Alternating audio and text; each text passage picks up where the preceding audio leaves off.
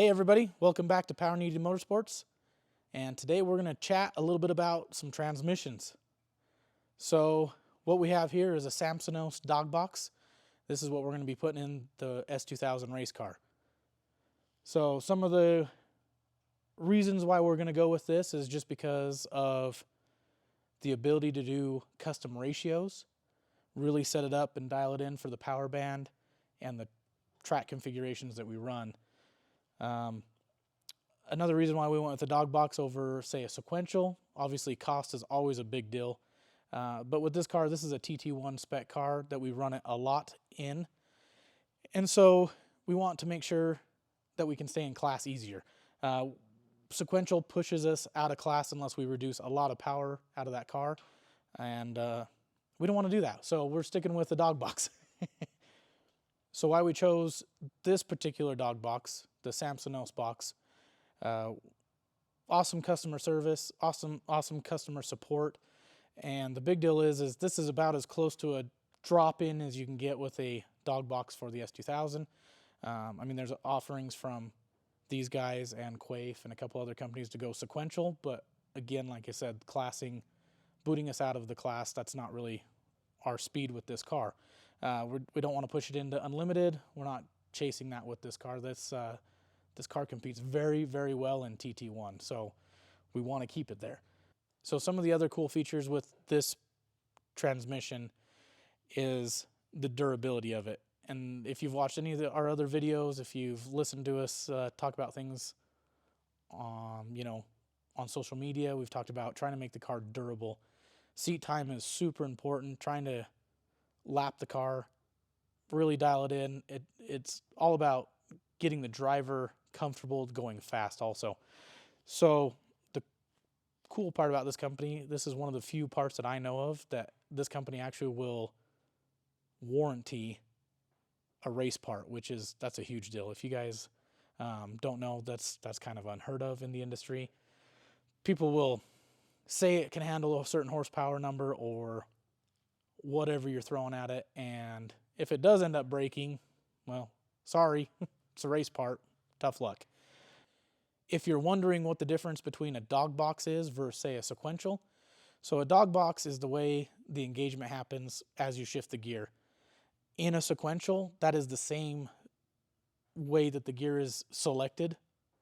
The difference is this is still an H pattern. So a Dogbox, you still, even though this looks like a sequential shifter, it is not. See, we got side-to-side shifting, forward and back, where a sequential would be just this action right here. That's it. And that's going up and down. So this is still an H pattern transmission. A sequential is meaning the sequential shifting. So, down or up, and that's how it selects gears. So essentially they're the same. So this actually can be converted to a sequential at a later date if we choose or need it to happen with this transmission.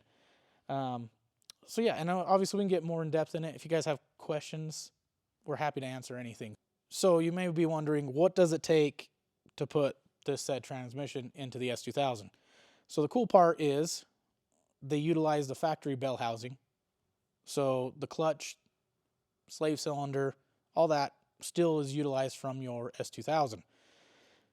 So there are a few things like your drive shaft that has to be custom, mainly due to length, and obviously we want to beef everything up. The factory drive shaft is pretty good, but the style of the flange is not the best for racing application. And then obviously the mount for the transmission brace, there obviously has to be something fabbed up because this doesn't utilize the factory S2000 transmission cross brace at all. So, but for the most part, for a shop that does fab work, this isn't too big of a deal. If you're doing it in your garage, if you got some fab skills, definitely not too big of a deal. But I'm not saying that this is just an easy peasy drop in and go, in an afternoon. You definitely have to plan ahead and have some things either made for you or make them yourself. So now here we have a sequential. So this is for our NSX Unlimited build car for Time Attack, which if you haven't checked that out, you should probably check that out. I mean, I might be a little biased, but that thing's going to be pretty awesome. So, obviously you can see there's some different things out on the counter compared to the Dogbox.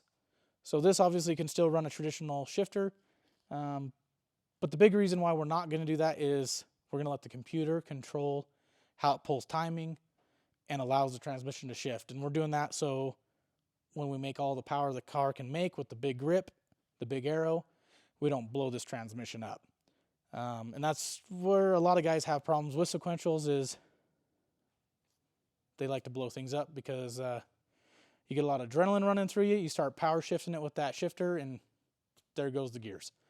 So, kind of go over what makes this different and what we have here so you can kind of see what's going on. So, the Quaif is a super awesome unit for the K-Series. This is actually a 5-speed unit. For this generation K-Series, they don't make a 6-speed, which isn't too big of a deal because we'll make up with it for power, and then obviously the custom gearing so we can make it do really what we want it to do. Like we were just talking about, we're opting out of the shifter. We're going to paddle shifters, which are super cool. And there's tons of this out on the market. So really it just depends on what you want, right? So we opted for these cool little carbon boys that have some great sound. So this is the air tank. This is an air compressor. These are the solenoids. So what will happen is when we pull one of these shifters here, it will tell the computer we want to shift. And this will all happen in milliseconds. And this will be full of air. The solenoid will open up and it will push it into the next gear for us.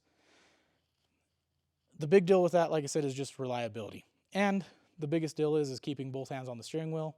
When you're controlling a 700, 800, 900 horsepower car, big arrow, sticky tires, it's very easy to get stuff bent and off in the dirt and breaking all sorts of expensive arrow. So we don't want that. We're obviously here to go fast, but we're here to make it safe.